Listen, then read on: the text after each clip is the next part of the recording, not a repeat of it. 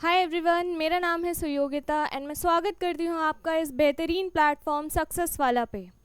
अच्छा, आप आयोटा 2.0 के बैच में एनडीए की प्रिपरेशन कर रहे हैं। मैं इस बैच में आपको बायोलॉजी पढ़ाने वाली हूँ। हम सबसे पहला टॉपिक स्टार्ट करेंगे डिजीज़ेस से, ठीक है। अच्छा,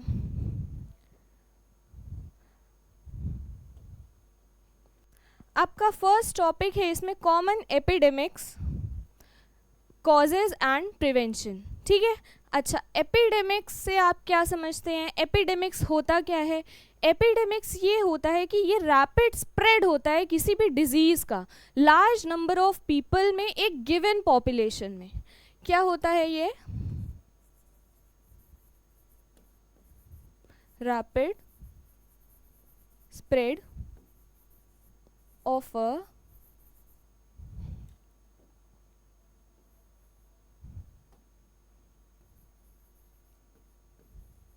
disease in a large number of population, ठीक है, in a large number of population of a given particular area।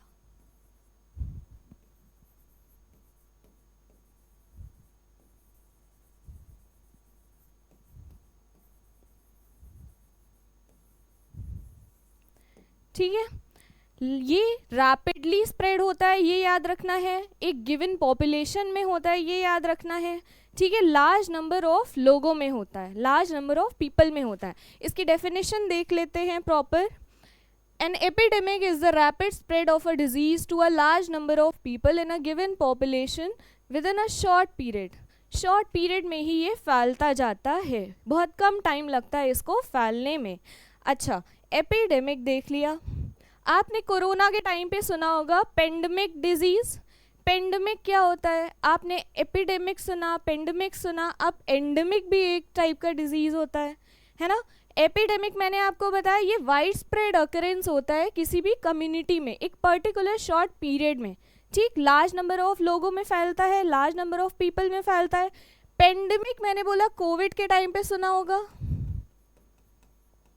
Pandemic क्या होता है कि एक वर्ल्ड वाइड डिजीज़ का स्प्रेड होना, पूरी दुनिया में कोई भी डिजीज़ स्प्रेड होना, एक न्यू डिजीज़ स्प्रेड होना पूरी दुनिया में, उसे पेंडेमिक डिजीज़ कहते हैं। अब एंडेमिक डिजीज़ क्या होता है? वो डिजीज़ जो रेगुलरली किसी पर्टिकुलर लोगों में, किसी एरिया में पाया जाता है, मतलब रेगुलरली किसी एरिया में वो डिजीज़ देखने को मिलता है, ठीक है, वो होता है एंडेमिक डिजीज़। तीनों में डिफरेंस समझ गए? अच्छा, एपिडेमिक फिर से देख लेते हैं। ये बहुत रैपिडली फैलता है लार्ज नंबर ऑफ पीपल में, है ना। अच्छा, एपिडेमिक हो गया। पेंडेमिक देख लेते हैं, जैसे कोविड के टाइम पे हुआ था, एक न्यू डिजीज पूरी दुनिया में फैला था, है ना, एक शॉर्ट पीरियड ऑफ टाइम में।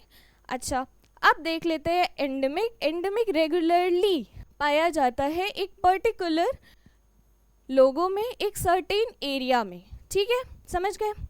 अच्छा, इम्पॉर्टेंस क्या है एपिडेमिक्स को पढ़ने की, ठीक, महत्व क्या है, ठीक।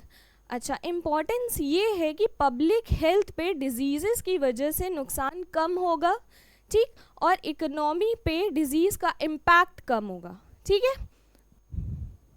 Reducing impact on public health and economy, ठीक है, इतना समझ आ गया। अच्छा, अब आगे देखते हैं कॉमन एपिडेमिक्स कौन कौन से हैं, ठीक है। अच्छा, एपिडेमिक्स किस पे इम्पैक्ट डाल सकता है? सोशल, इकोनॉमिक और हेल्थ पे हमारे, ठीक, हेल्थ पे, हमारे सोशल पे, इकोनॉमिक इम्पैक्ट्स डाल सकता है। एग्जाम्पल्स क्या हो गए? इन्फ्लुएंजा पहला हो गया, कॉलेरा दूसरा, मलेरिया, डेंगू, कोविड-19, ये सारे एपिडेमिक्स हैं, ठीक। इन्फ्लुएंजा क्या होता है? सीजनल फ्लू होता है। सीजनल फ्लू, इसमें स्नीज होता है, कफ होता है, इसमें सीवियर इलनेस हो जाती है और उस इलनेस की वजह से डेथ भी हो सकती है, ठीक है। कॉलेरा में क्या है, ये एक्यूट डायरियल इलनेस है। एक्यूट मतलब ये स्टार्ट होते ही सीवियर कंडीशन में चला जाता है, ठीक है। डायरियल लूज मोशन ज़्यादा होते हैं, ठीक है, जिसकी वजह से वाटर लॉस होता है, इलनेस होती है। और ये किस वजह से होता है, infection of the intestine. Intestine में इन्फेक्शन की वजह से ये होता है। अच्छा, अब मलेरिया के बारे में देख सकते हैं, ये पैरासिटिक डिजीज़ है। पैरासिटिक डिजीज़ मतलब क्या होता है, पैरासाइट्स क्या होते हैं, पैरासाइट्स वो होते हैं जो किसी एनिमल और प्लांट पे होस्ट करके रखते हैं खुद को, रहते हैं वहाँ, न्यूट्रिशन लेते हैं, अपना घर बना के रखते हैं, बदले में उस प्लांट या एनिमल को कुछ नहीं देते, सिर्फ नुकसान देते हैं, ठीक, वो पैरासाइट्स होते हैं। मलेरिया पैरासिटिक डिजीज़ है। अच्छा, ये ट्रांसमिट होता है मॉस्किटोज से, ठीक। अच्छा, अब डेंगू के बारे में बात करते हैं, ये वायरल इन्फेक्शन है, ठीक है, और ये एडीज़ मॉस्किटो से स्प्रेड होता है। एक मॉस्किटो है एडीज़ मॉस्किटो, ठीक, इसका नाम आपको याद रखना है, ठीक है, समझ गए। अब कोविड-19 सबने सुना होगा, कोविड-19, ठीक, ये रेस्पिरेटरी इलनेस है। रेस्पिरेटरी इलनेस में क्या होता है, सांस लेने में दिक्कत होती है, कफ होता है, स्नीज होता है, ठीक है। अच्छा, ये किस वजह से हुआ था, कोरोना वायरस, SARS-CoV-2। अच्छा,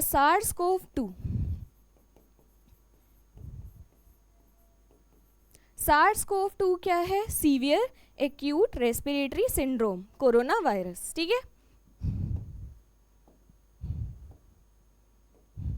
इसका फुल फॉर्म याद रखना है, सीवियर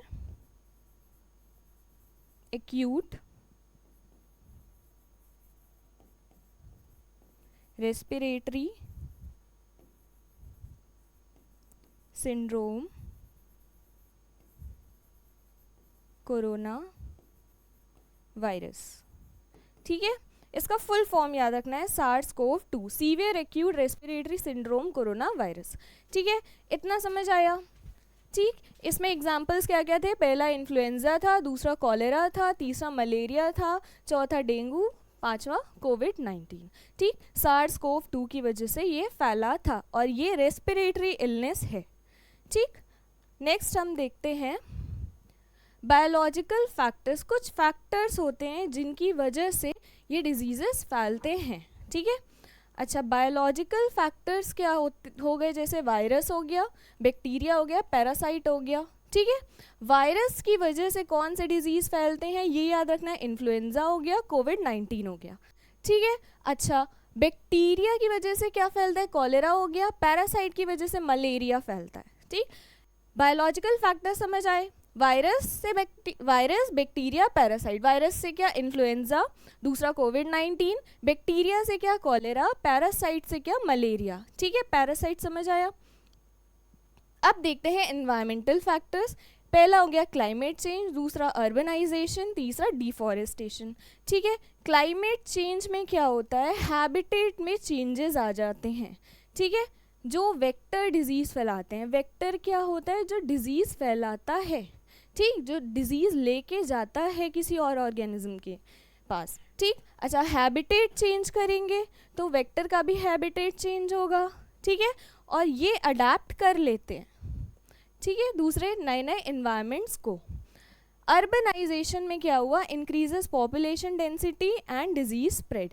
पॉपुलेशन की डेंसिटी इंक्रीज होगी, पॉपुलेशन इंक्रीज होगी तो ज़्यादा इंटरेक्शन बढ़ेगा लोगों में, ज़्यादा इंटरेक्शन बढ़ेगा तो डिजीज स्प्रेड भी बहुत ज़्यादा होगा, ठीक है। इतना आया। नेक्स्ट हम देखते हैं डिफॉरेस्टेशन। डिफॉरेस्टेशन में क्या है, अगर हम पेड़ काट देंगे तो वहाँ पे जितने भी वेक्टर्स, डिजीज़ वेक्टर्स रहते हैं वो ह्यूमन सेटलमेंट्स के पास आएंगे। ह्यूमन सेटलमेंट्स के पास आएंगे तो ह्यूमंस को डिजीज़ेस होंगी, है ना, डिजीज़ेस स्प्रेड होंगे बहुत आसानी से, ठीक। अच्छा, अब देखते हैं ह्यूमन फैक्टर्स। ह्यूमन फैक्टर्स क्या हो गया, travel and trade. Travel and trade में क्या है, यहाँ पे डिजीज़ेस का स्प्रेड ग्लोबली होता है, मतलब ट्रेवल एंड ट्रेड कहीं आसपास तो होता नहीं है, दूर दूर होता है, ग्लोबली होता है ना, तो डिजीजेस स्प्रेड हो सकते हैं, वेक्टर्स, डिजीज वेक्टर्स वहाँ भी जा सकते हैं। इतना आया। अब देखते हैं population density, higher risk of disease transmission. Population बहुत ज़्यादा है, मैंने बताया इंटरेक्शन बहुत ज़्यादा होगा, इंटरेक्शन बहुत ज़्यादा होगा तो डिजीज़ का ट्रांसमिशन बहुत ज़्यादा होगा, डिजीज़ स्प्रेड बहुत ज़्यादा होगा, ठीक है। नेक्स्ट हम देखते हैं poor hygiene and sanitation. Poor hygiene की वजह से मतलब ठीक से हेल्दी डाइट नहीं ले रहे हो, गंदी जगह पे खा रहे हो, ऐसे ऐसे, ठीक है। अच्छा, sanitation contributes to the spread of infectious diseases, इससे इन्फेक्शियस डिजीज़ हो सकते हैं। नेक्स्ट हम देखते हैं केस स्टडी, देखते हैं सबसे पहला कॉलेरा का, ठीक है, इन्फ्लुएंजा का। फर्स्ट इज इन्फ्लुएंजा, ठीक। इन्फ्लुएंजा को कॉमनली हम बोलते हैं फ्लू, ठीक है, फ्लू बोलते हैं, और ये न्यूमेरस एपिडेमिक्स और पेंडेमिक्स कॉज करता है। फिर से याद दिलाती हूँ, एपिडेमिक्स क्या होता है, लार्ज नंबर ऑफ पीपल में ये शॉर्ट पीरियड में फैलता है, ठीक है, समझ गए। पेंडेमिक क्या हो गया, कोई न्यू डिजीज वर्ल्ड वाइड फैलना, वो पेंडेमिक हो गया, ठीक है। और एंडेमिक क्या हो गया, उस रीजन पे रेगुलरली वो डिजीज देखने को मिलता ही मिलता है, ठीक। एपिडेमिक हो गया, पेंडेमिक याद आया। नेक्स्ट हम देखते हैं इसकी वजह से क्या होता है, 3 to 5 मिलियन सीवियर केसेस देखने को मिले। उसके बाद 2,90,000 to 6,50,000 डेथ देखने को मिली ग्लोबली, पूरी दुनिया में, ठीक है। इसके कॉजेज़ क्या है, ट्रांसमिशन, ये एयरबॉर्न ड्रॉपलेट से ट्रांसमिट होता है, जैसे कि कफ हो गया, स्नीज हो गया, इसीलिए मास्क पहने रहना चाहिए, ठीक। अच्छा, वायरस टाइप, कौन से वायरस के टाइप से फैलता है, influenza A, B, C virus, ठीक है, इतना आया। नेक्स्ट देखते हैं हम इसको प्रिवेंट कैसे कर सकते हैं। इसकी वैक्सीन लगती है, एनुअल फ्लू वैक्सीन होती है, ठीक है, साल में एक बार लगानी होती है, एनुअल फ्लू वैक्सीन होती है। हाइजीन प्रैक्टिसेस जैसे कि रेगुलर हैंड वॉशिंग कर सकते हैं, अपना माउथ कवर कर सकते हैं, नोज़ कवर कर सकते हैं जब आप छींक रहे हों, ठीक है, इतना आया। नेक्स्ट हम देखते हैं कॉलेरा का केस स्टडी, ठीक है। कॉलेरा एक एक्यूट डायरियल डिजीज़ है। एक्यूट का मतलब मैंने स्टार्टिंग में बताया था, जो होते ही सीवियर कंडीशन में हो जाए, ठीक है, इतना आया। डायरियल में क्या होता है, लूज मोशंस बहुत ज़्यादा होते हैं, जिससे वाटर लॉस बहुत ज़्यादा होता है। अच्छा, इससे कुछ ही घंटों में किसी की डेथ हो सकती है अगर इसे ट्रीट ना किया जाए, अनट्रीटेड रहे तो। अच्छा, इसने 1.3 to 4.0 मिलियन पीपल को इफ़ेक्ट किया है पूरे दुनिया में हर साल, ठीक। अच्छा, 21,000 से 1,43,000 डेथ देखी गई है, ठीक।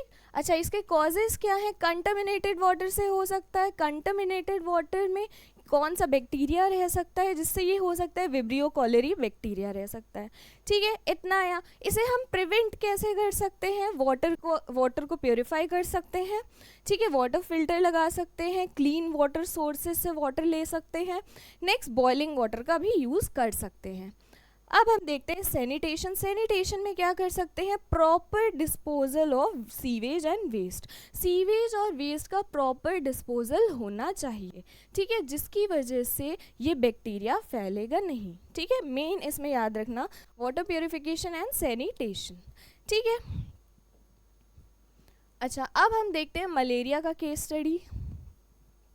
थर्ड है malaria. Malaria life threatening disease होता है, जो कि प्लाज्मोडियम पैरासाइट से कॉज होता है, ठीक। पैरासाइट मैंने बताया था, फिर से बता रही हूँ, पैरासाइट वो ऑर्गेनिज्म होते हैं जो किसी भी प्लांट या एनिमल को नुकसान पहुँचाते हैं, बदले में उससे बेनिफिट लेते हैं, ठीक है। पैरासाइट समझ में आया। और कौन सा पैरासाइट, प्लाज्मोडियम, ठीक। अच्छा, ट्रांसमिट होता है किसके थ्रू, इन्फेक्टेड एनोफिलीज मॉस्किटो के बाइट के थ्रू, ठीक है।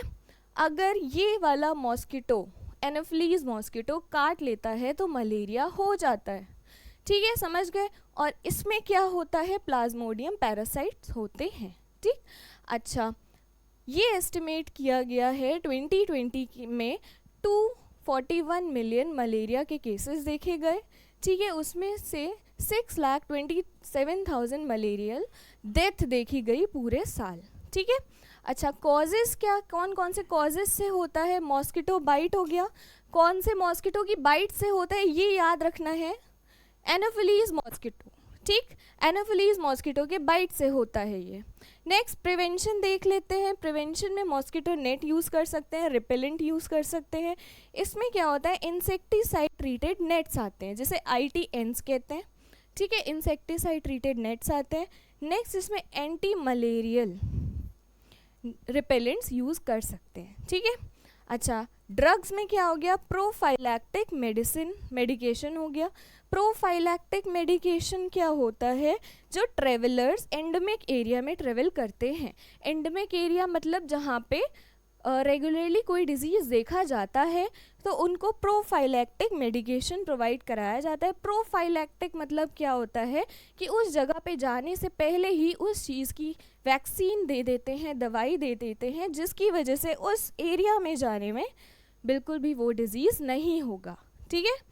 अच्छा, नेक्स्ट हम देखते हैं डेंगू का case study. Dengue mosquito borne viral infection है। ठीक है, मॉस्किटो बॉर्न वायरल इन्फेक्शन। अच्छा, ये फ्लू लाइक होता है, फ्लू लाइक सिम्टम शो होते हैं, स्नीज होती है, कफ होता है। Approximately 390 million dengue infection annually देखे जाते हैं। ठीक है, जिसमें से around 96 million manifesting clinically. Manifesting clinically का मतलब क्या है, जिनमें सिम्टम्स देखे जाते हैं मलेरिया के। ठीक है, इतना आया। अच्छा, कॉजेज़ देख लेते हैं। मॉस्किटो बाइट्स, कौन से मॉस्किटो की बाइट से होता है, Aedes aegypti and Aedes albopictus mosquitoes से। ये याद रखना है। मलेरिया का क्या था, मलेरिया किससे होता है, एनोफिलीज मॉस्किटो। ठीक है, और dengue Aedes aegypti, Aedes albopictus. ठीक, इनके काटने से डेंगू होता है। अच्छा, प्रिवेंशन में हम क्या देख सकते हैं, mosquito control, eliminating breeding sites को एलिमिनेट कर सकते हैं और इंसेक्टिसाइड्स का यूज़ कर सकते हैं। अच्छा, ब्रीडिंग साइट को एलिमिनेट कैसे करेंगे, जिस साइट पे जैसे जहाँ पे पानी स्टैंडिंग वाटर रहता है, मतलब पानी रुका हुआ रहता है, वहाँ पे मच्छर बहुत ज़्यादा देखने को मिलते हैं, वो उनकी ब्रीडिंग साइट होती है। ठीक है। अच्छा, तो ऐसी जगहों को साफ रखना है। ठीक, उसी से मॉस्किटो कंट्रोल होगा और इंसेक्टिसाइड्स का यूज़ कर सकते हैं हम। अच्छा, पब्लिक अवेयरनेस कर सकते हैं, कम्युनिटीज़ को एजुकेट कर सकते हैं प्रिवेंशन मेथड्स बता के। ठीक है, काफ़ी सारी कम्युनिटीज़ में जाके प्रिवेंटिव मेथड्स बता सकते हैं कि मॉस्किटो से आप कैसे बच सकते हैं। ठीक, इतना आया। अब नेक्स्ट हमें देखना है कोविड-19। इसके बारे में सबने सुना होगा। कोविड-19 रेस्पिरेटरी इलनेस होता है। रेस्पिरेटरी इलनेस मतलब ये रेस्पिरेटरी सिस्टम को हार्म पहुंचाता है। ठीक है, सांस लेने में दिक्कत होती है, कफ होता है, स्नीजिंग होती है। ठीक है, रेस्पिरेटरी इलनेस जो कि कोरोना वायरस SARS-CoV-2 से हुआ। ठीक, SARS-CoV-2 का फुल फॉर्म मैंने बताया, severe acute respiratory syndrome corona virus. ठीक है। अच्छा, ये पहली बार कहाँ पे आइडेंटिफाई किया गया, वुहान। ठीक, वुहान कहाँ है, चाइना में है। ठीक है, इतना आया। कौन से ईयर में, 2019, और कौन से मंथ में, दिसंबर। ये याद रखना है। ठीक है। अब देखते हैं, the pandemic has led to millions of cases and deaths globally. इस पेंडेमिक की वजह से मिलियंस में डेथ हुई, मिलियंस में केसेस देखे गए।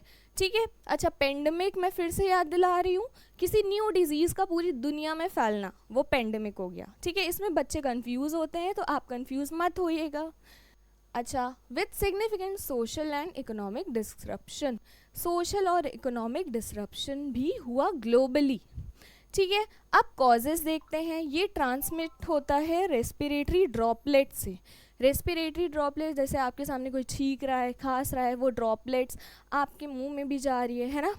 अच्छा, रेस्पिरेटरी ड्रॉपलेट से, क्लोज कॉन्टैक्ट से हो सकता है, कंटामिनेटेड सरफेसेस से हो सकता है। ठीक है, समझ गए। अच्छा, प्रिवेंशन में क्या है, वैक्सीनेशन है। वैक्सीनेशन में कोविड-19 की वैक्सीन्स लगी थी। ठीक है, कोविड-19 की वैक्सीन लगी थी। सोशल डिस्टेंसिंग कर सकते हैं हम इसे प्रिवेंट करने के लिए, फिजिकल डिस्टेंस मेंटेन कर सकते हैं दूसरों से। ठीक, अच्छा, मास्क वियर करके रख सकते हैं, using mask in public spaces. Public spaces में हम मास्क वियर करके रख सकते हैं। ठीक है, इतना आया। नेक्स्ट, जनरल प्रिवेंटिव स्ट्रैटेजीज, जैसे कि वैक्सीनेशन।